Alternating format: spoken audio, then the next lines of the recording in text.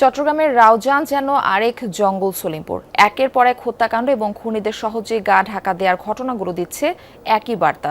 ভৌগোলিক দিক থেকেও মিল দুটি অঞ্চলের। সবশেষ যুবদল নেতা মাসুদ হত্যা মামলার চিহ্নিত অপরাধীরা ধরা না পড়ার কারণ জানতে গেলে প্রশাসন অকপটে স্বীকার করে ভৌগোলিক প্রতিবন্ধকতার দিকটি।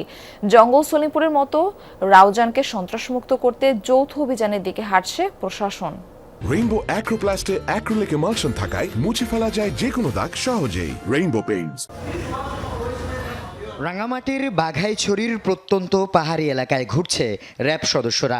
গতকাল ভোর নাগাদ আইয়ুব আলী নামে এই ব্যক্তির সন্ধান মেলে এই ঘরে, যিনি রাউজানে প্রকাশ্য দিবালোকে যুবদল নেতা মাসুদ হত্যার এজাহার নামীয় আসামি। ঘটনার পর থেকেই গা ঢাকা দিয়েছিলেন তিনি, তবে শেষ রক্ষা হয়নি।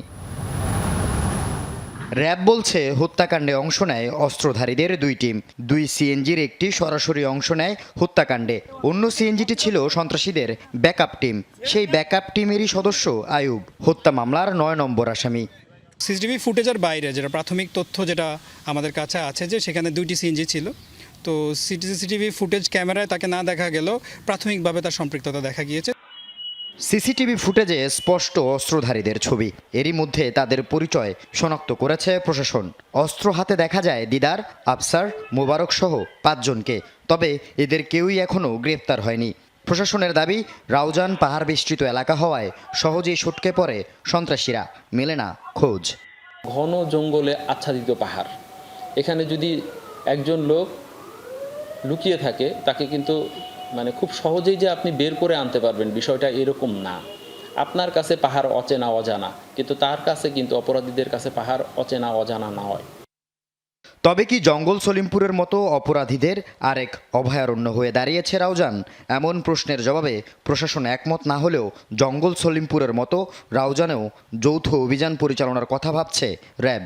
সকল আইন শৃঙ্খলা রক্ষাকারী বাহিনী বর্তমানে যে একে অপরের সাথে সামঞ্জস্য বজায় রেখে এবং সমন্বয় বজায় রেখে আমরা চেষ্টা করতেছি রাউজানের দিকে স্পেশাল ফোকাস দিয়ে অতি দ্রুত রাউজানে যে একটি অভিযান পরিচালনা করে। ৫ আগস্টে সরকার পতনের পর এই এক উপজেলায় হত্যাকাণ্ডের ঘটনা ঘটেছে অন্তত ২৫টি। আল আমিন শিকদার, যমুনা নিউজ, চট্টগ্রাম।